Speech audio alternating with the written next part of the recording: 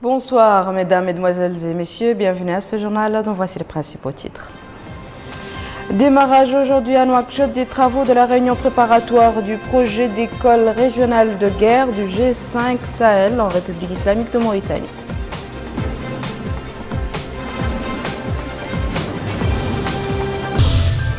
Le ministre de la fonction publique, du travail et de la modernisation de l'administration inaugurera à Lègue une agence de la Caisse nationale de sécurité sociale.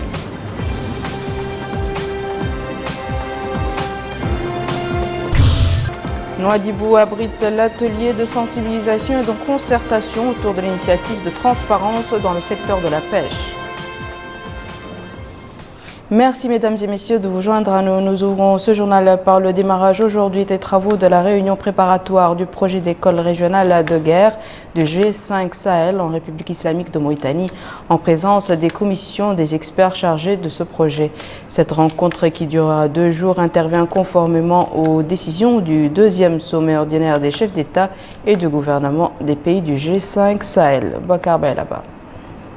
L'idée de créer une école régionale de guerre avait germé lors du sommet des chefs d'État du G5 Sahel de novembre 2015 à N'Djamena.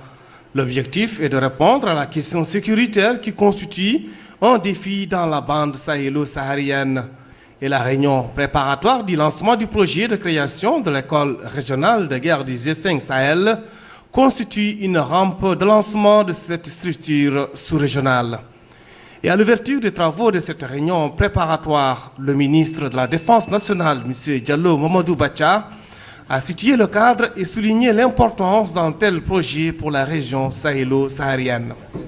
Notre école doit être une école de guerre, offrant tous les plateaux offerts par ses consoeurs de par le monde, mais elle doit aussi s'adapter à nos réalités. Dans un contexte où les menaces ne sont pas visibles, où la guerre est asymétrique et peut venir de nulle part, la politique de défense et la politique de sécurité se confondent de plus en plus car les menaces extérieures et les menaces internes s'imbriquent de plus en plus. L'évolution du projet d'école de guerre est tout à fait emblématique de la pertinence et de l'efficacité du format du G5 Sahel. Tout cela dans un cadre d'intégration et d'une mutualisation des efforts dans l'action à tous les niveaux. Ce projet, à l'origine, était une volonté mauritanienne exprimée en 2014 dans un cadre uniquement national. Cependant, pour assurer les meilleures chances de succès à cette ambitieuse entreprise, la Mauritanie a souhaité en élargir le cadre. L'école régionale de guerre viendra compléter le dispositif de l'axe défense et sécurité du G5 Sahel dans son volet non opérationnel qui comporte 2 autres organismes que sont le Collège sahélien de sécurité, organisme dispensant des formations de courte durée destinées à un large public, le Centre sahélien d'analyse des menaces et d'alerte précoce qui vise à mettre à la disposition des décideurs un outil d'aide à la décision pertinent et fiable à l'échelle de la région. L'école régionale de guerre du G5 Sahel vise à délivrer un diplôme de haut niveau universitaire et reconnu par les institutions militaires du monde entier. Et pendant 2 jours, les experts discuteront du modèle d'école et les concepts d'enseignement, ainsi que les études de besoins en termes de formation, d'encadrement, d'équipement et d'assistance. Ce matin, le ministre de l'Intérieur et de la décentralisation, M. Ahmedoul Abdallah, effectue une visite à la protection civile de Nouakchott. Plus de détails sur cette visite avec Moussa Ndiaye.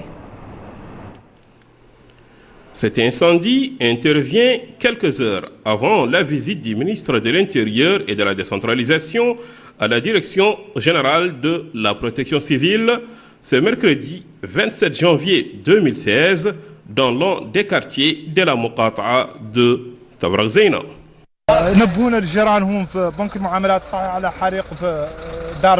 Ce citoyen a dit: les voisins de notre établissement nous ont informés de cet incendie.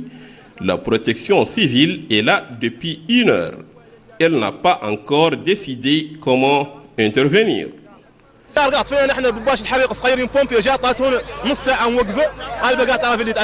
deuxième témoin ajoute: cet incendie, c'est nous qui l'avons éteint. La protection civile est là depuis une demi-heure. Elle ne sait même pas ce qu'elle doit faire. La protection civile doit être en mesure de répondre aux services du peuple en urgence, a déclaré ce citoyen qui nous livrait ses impressions ce matin. Alors, comment explique la Direction générale de la protection civile face à cette situation? L'efficacité de l'intervention des éléments de la protection civile ne peut avoir un sens, ne peut être effective qu'avec la coopération et la collaboration des populations.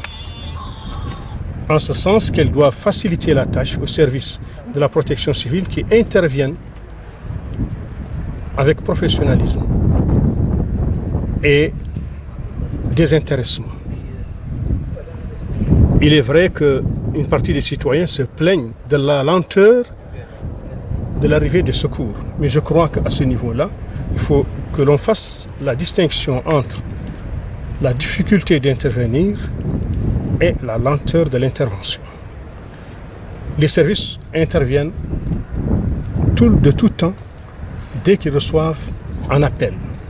Mais la difficulté à atteindre l'objectif tient à des facteurs qui peuvent être surmontés si la coopération effective des citoyens, que ce soit les usagers des routes, que ce soit ceux qui encombrent les routes par des moyens quelconques, que ce soit des fosses septiques, que ce soit des produits, du matériel de construction, etc., collaborent avec les services de la protection civile pour faciliter l'arrivée des secours et pour leur permettre donc de sauver ce qui le peut dès qu'il y a une intervention. Pour s'informer sur les activités de la Direction générale de la protection civile sur l'ensemble du territoire national, M. Ahmedou Ould Abdallah, ministre de l'Intérieur et de la décentralisation, s'est rendu dans différents services relevant de cette direction. À cette occasion, il a suivi des explications sur les activités de la direction régionale à Tabraï-Zéno, du garage central chargé de superviser le véhicule et le matériel de la protection civile. Dans son intervention face à la presse, M. Ahmedou Ould Abdallah, ministre de l'Intérieur et de la décentralisation, a précisé qu'il s'est informé sur les différentes activités de la Direction générale de la protection civile et d'autres services relevant de ces directions. Il a ajouté que la protection civile est devenue maintenant prête à intervenir à tout moment et que les lacunes qui pourraient être constatées seront comblées le plus tôt possible. Pour jouer pleinement son rôle, la protection civile a besoin de la collaboration de tous les citoyens, notamment au moment d'intervention rapide. La protection civile dispose des moyens nécessaires opérationnels pour faire face à tous les dangers que peuvent encourir nos citoyens, que ce soit à l'occasion d'incendies, à l'occasion d'inondations ou d'autres phénomènes, en tout cas qui peuvent toucher la sécurité des citoyens ou de leurs biens. Pour rappel, au cours de cette visite, le ministre de l'Intérieur et de la décentralisation, M. Ahmedou Ould Abdallah, était accompagné du secrétaire général du département, M. Mohamed El Hadi Mouassinan, du Wali de Nouakchott-Ouest, M. Mahi Ould Hamed, et plusieurs cadres du département. Direction Alleg, la capitale de la wilaya du Brakna, où a eu lieu aujourd'hui l'inauguration d'une agence de la Caisse nationale de sécurité sociale. Cette inauguration rentre dans le cadre de la politique du gouvernement visant à rapprocher les services administratifs des citoyens. Abdelrahman Hamad. L'inauguration de cette agence régionale de la Caisse nationale de sécurité sociale à Alleg s'inscrit dans le cadre du renforcement de la décentralisation et du rapprochement de l'administration des citoyens où qu'ils soient. L'objectif donc est de faciliter aux citoyens dans la wilaya du Brakna l'accès aux services de cette institution sociale. Dans un mot prononcé pour la circonstance, le ministre de la fonction publique, du travail et de la modernisation de l'administration a indiqué que l'ouverture de cette agence rentre dans le cadre d'un programme de réforme exécuté par son département, au cœur duquel se trouve la sécurité sociale. M. Seydina Ali Mohamed Khouna a précisé que ces réformes portent sur l'amélioration des services de sécurité sociale et l'ouverture des agences régionales à l'intérieur du pays. L'agence d'Alleg vient s'ajouter à 10 autres agences mises en activité dans les différentes wilayas du pays, a-t-il ajouté. Le directeur général de la Caisse nationale de sécurité sociale, M. Mohamed Ali Ouliddadaou, a passé en revue, quant à lui, les réformes amorcées par son institution pour faciliter l'accès à ces services sociaux aux bénéficiaires, notamment les franges les plus vulnérables. Auparavant, la maire adjointe de la commune d'Aleg, Mme Khadija Toument Abdi, avait souhaité la bienvenue à la délégation et loué cette réalisation qui, selon elle, constitue un ajout qualitatif qui permettra l'accès des populations de la ville aux services sociaux à proximité. L'assistance a par la suite visité les différents bureaux de la nouvelle agence et a suivi des explications sur les missions et tâches de ces services et les équipements mis à leur disposition. Retour à Nouakchott où une troupe artistique de la région autonome de Mongolie a animé hier soir à l'ancienne Maison des Jeunes la première soirée artistique de la semaine culturelle chinoise. Les temps forts de cette soirée avec Rabia Deda. Cette première soirée artistique de la semaine culturelle chinoise a été l'occasion pour les ambassadeurs accrédités dans notre pays et les Mauritaniens d'assister à la première représentation de la troupe artistique chinoise de la région autonome de Mongolie. S'exprimant pour l'occasion, la ministre de la Culture et de l'Artisanat, Hendo Mentainina, a rappelé l'exemplarité des liens d'amitié et de coopération liant la Mauritanie et la Chine et souligné que la visite de la troupe constitue un jalon de plus sur la voie du renforcement des rapports d'amitié entre les deux peuples. Elle a ajouté que le peuple de Mongolie est connu pour sa parfaite musique et sa cavalerie très développée. Pour sa part, l'ambassadeur de Chine à Nouakchott, son Excellence M. Wu Dong, a salué l'arrivée en Mauritanie de cette troupe pour promouvoir et communiquer la culture chinoise. Les artistes de la troupe de chant et de danse de la Mongolie intérieure, malgré la distance géographique, sont arrivés en Mauritanie pour nous présenter ce programme culturel qui nous est préparé spécialement. Cependant, ils sont ici non seulement pour promouvoir et communiquer la culture chinoise, mais aussi pour passer un message d'amitié du peuple chinois au peuple mauritanien. À travers des chants et des danses, la troupe artistique de la région de Mongolie a pu communiquer au public un aperçu de la culture chinoise. Au même chapitre, la troupe théâtrale Chourouk a organisé hier soir à Nouakchott une soirée sous le thème « Vers où va le théâtre mauritanien ?» Un public nombreux soucieux de cet art est venu lors de cette soirée qui commémore le premier anniversaire de cette troupe. Retour à Abdelrahman Hamad. Le théâtre mauritanien, vers où? Sous ce thème, la troupe théâtrale nationale Chourouk a célébré son premier anniversaire qui coïncide avec le 26 janvier. Une date historique, donc, vient d'être gravée dans la mémoire des amateurs du 4e art dans notre pays. Dans un mot prononcé pour la circonstance, la ministre de la Culture, de la Jeunesse et des Sports, Mme Hendo Mentainina, a félicité les membres de la troupe Chourouk pour leur contribution considérable à enrichir la scène culturelle en Mauritanie. Pour sa part, le chargé de communication de la troupe Chourouk, M. El-Mokhtar Mohamed Yahya, a indiqué que la troupe Chourouk s'est fixée comme objectif lors de sa création la promotion et le développement du théâtre en Mauritanie. La cérémonie a été marquée par un échange entre les artistes, hommes de culture et spécialistes sur la réalité du théâtre en Mauritanie et les meilleures voies de le mettre sur les rails et de le développer. Le rapporteur spécial des Nations Unies pour la torture et les autres peines et traitements cruels, Juan Ernesto Mendez, continue sa tournée dans notre pays. Notre reporter Aminata Khan était sur le terrain et nous édifie sur les différentes étapes de cette tournée. Mrabbiha Minta Abdelwoudoud a accueilli le rapporteur des Nations Unies, Juan Ernesto Mendez, à l'entrée de la Commission nationale des droits de l'homme. Dans la salle des réunions, la présidente de la Commission des droits de l'homme est revenue sur l'historique de cette institution qui est créée en 2007 et inscrite dans la Constitution mauritanienne en 2010. Dans le même siège, Mrabbiha Minta Abdelwoudoud a indiqué que la Commission accorde une importance capitale à l'action de 4 avocats et des 5 sous-commissions qui s'activent dans le terrain et mènent des visites inopinées dans les prisons de Nouakchott qui comptent 2000 détenus dont la majorité séjournent dans les prisons de Nouakchott. Cap sur la Cour suprême où le président de la Cour, Yahya Mohamed Youssouf, a souhaité la bienvenue au rapporteur avant de décliner les stratégies de la Cour et les mesures prises par cette institution au cours de ces dernières années.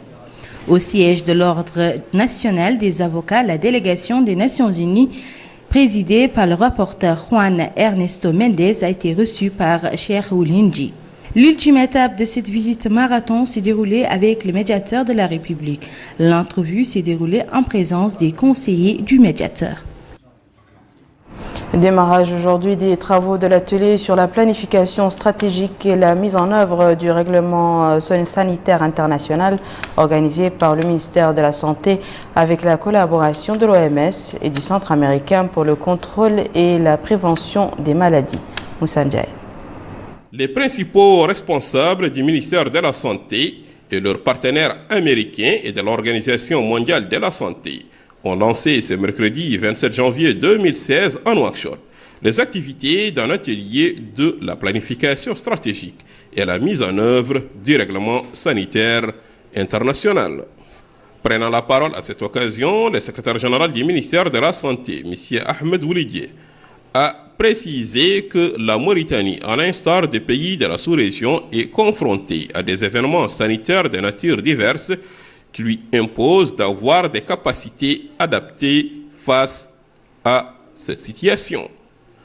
De son côté, Dr Jean-Pierre Baptiste, représentant de l'Organisation mondiale de la santé en Mauritanie, a précisé que le thème de cet atelier s'inscrit dans les cadres des priorités de l'organisation portant sur la sécurité sanitaire mondiale.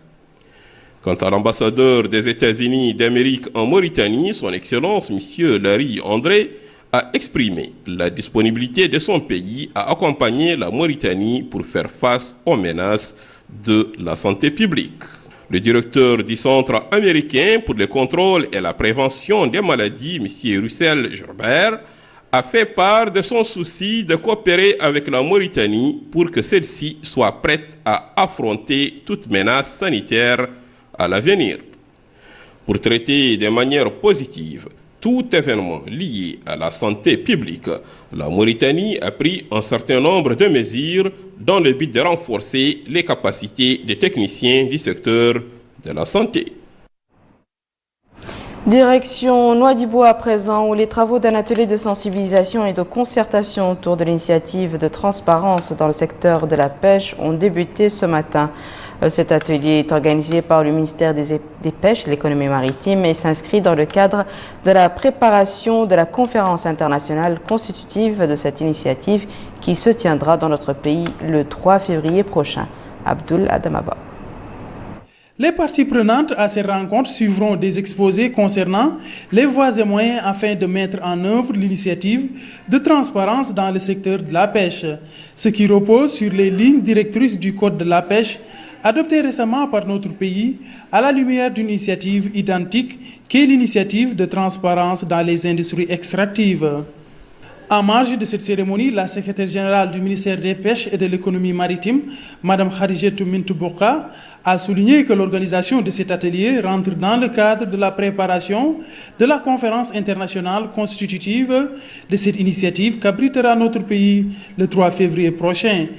Elle a par la suite indiqué que cette initiative vise à promouvoir la gestion du secteur de la pêche pour une pérennité de cette source, ajoutant que la concertation et la transparence sont deux cœurs de la stratégie de la gestion responsable pour un développement durable du secteur des pêches et de l'économie maritime au cours de la période 2015-2019. La cérémonie d'ouverture de cet atelier s'est déroulée en présence du Wali de Dakhla Nouadhibou, du Hakem de la Moukata de Nouadhibou, du maire de la commune de Nouadhibou et d'autres acteurs évoluant dans le secteur des pêches au niveau de cette wilaya. Nous restons à Nouadhibou qui a abrité hier l'ouverture des travaux d'un atelier pour l'appui des capacités des comités de gestion du projet École. Cette rencontre est organisée par l'UNICEF en collaboration avec la direction régionale de l'éducation dans la wilaya de Dakhla Nouadhibou. Le projet en question a pour but d'améliorer l'environnement scolaire et de faire de l'école un établissement ouvert sur son environnement. Dans un mot prononcé pour la circonstance, le conseiller du Wali de Dakhlet Mouadibou pour les affaires politiques et sociales, M. Mohamed Mustafa Ould El-Mokhtar, a indiqué que cet atelier s'inscrit dans le cadre de l'appui apporté par l'UNICEF au programme national visant à améliorer les conditions de scolarisation des enfants et à développer la vie scolaire. Retour à Nouakchott où s'est tenu aujourd'hui le lancement du projet Agir en faveur des femmes fistuleuses en Mauritanie. Ce projet est exécuté par l'association Éducation et Santé de la femme et de l'enfant sur financement de la Banque islamique de développement. Retour à Rabia Ndeda. Le projet Agir en faveur des femmes fistuleuses en Mauritanie intervient dans les wilayas de Nouakchott, de la Saba et de Dahol. Il est constitué de 3 composantes essentielles, à savoir la sensibilisation, la prise de conscience du danger des fistules et la formation des sages-femmes dans ces wilayas pour pouvoir assumer leurs responsabilités et prendre en charge les patientes en leur offrant les traitements nécessaires, mais aussi en finançant des projets générateurs de revenus en leur faveur. Mohamed Abdallah Ould, l'imam conseiller du ministre chargé des relations avec le Parlement et la société civile, a dans un mot pour la circonstance précisé que l'intérêt accordé à la santé de l'homme, à ses soins et à l'atténuation de ses douleurs et de ses peines s'inscrit dans le cadre des priorités du président de la République. Il a rappelé les réalisations accomplies au niveau sanitaire, les hôpitaux, dispensaires, centres et points de santé sur l'ensemble du territoire, en plus de l'équipement ultramoderne de l'hôpital mère et enfant. De son côté, Halima Ahmed Al-Talib, présidente de l'association Éducation et Santé de la femme et de l'enfant, a indiqué que le projet est le fruit d'un partenariat fructueux entre son ONG et la Banque islamique de développement. Notant que les fistules sont des affections courantes mais non connues en raison de la discrétion faite autour d'elles, insistant sur la nécessité de sensibiliser sur ce point et promettant à l'avenir la prise en charge de certaines patientes qui en sont atteintes. Le président du Forum des acteurs non gouvernementaux en Mauritanie, Mohamed Ould Sidi, a pour sa part souligné le rôle que joue la société civile pour appuyer les efforts des pouvoirs publics dans différents secteurs du développement. Il est à noter qu'entre 2700 et 3000 femmes souffrent de la fistule obstétricale en Mauritanie. Nous refermons ce journal par l'actualité internationale en bref et en images avec Abdullah Damaba. Le second tour de la présidentielle en Centrafrique a été reporté. Prévu ce dimanche, cette élection a été reportée en raison de problèmes organisationnels, selon le rapporteur général de l'Autorité nationale des élections centrafricaines. À la suite de la réunion qui a eu lieu à la primature entre le gouvernement, l'Autorité nationale des élections et des représentants de la communauté internationale, la date du 14 février a été retenue pour cette élection. Selon un participant, 2 anciens premiers ministres font face pour ce second tour de la présidentielle. Au Danemark, le projet de loi qui prévoit la confiscation des effets de valeur des migrants, de diminuer leurs droits sociaux et d'allonger les délais de regroupement familial a été adopté par une écrasante majorité. Ces réformes décriées du droit d'asile participent, selon certains opposants, des efforts de certains pays d'Europe visant à dissuader les migrants de chercher refuge sur leur sol. En France, Christiane Taubira, garde des Sceaux, ministre de la Justice, a démissionné. En désaccord sur la réforme constitutionnelle du président français François Hollande concernant la déchéance de la nationalité pour les auteurs de crimes terroristes, depuis plusieurs mois, l'ex-garde des Sceaux était en porte-à-faux avec la politique menée par l'exécutif français. Nous le partageons parce que... Voici à présent, mesdames et messieurs, le rappel des titres. Démarrage aujourd'hui à Nouakchott des travaux de la réunion préparatoire du projet d'école régionale de guerre du G5 Sahel en République islamique de Mauritanie.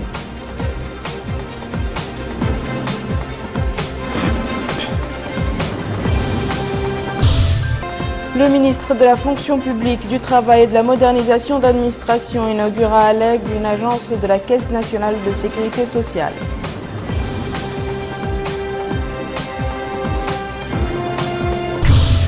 Nouadhibou abrite l'atelier de sensibilisation et de concertation autour de l'initiative de transparence dans le secteur de la pêche. C'est la fin de ce journal, mesdames et messieurs. Merci à vous de l'avoir suivi. Merci de votre fidélité. On se retrouve lundi à la même heure, Inch'Allah.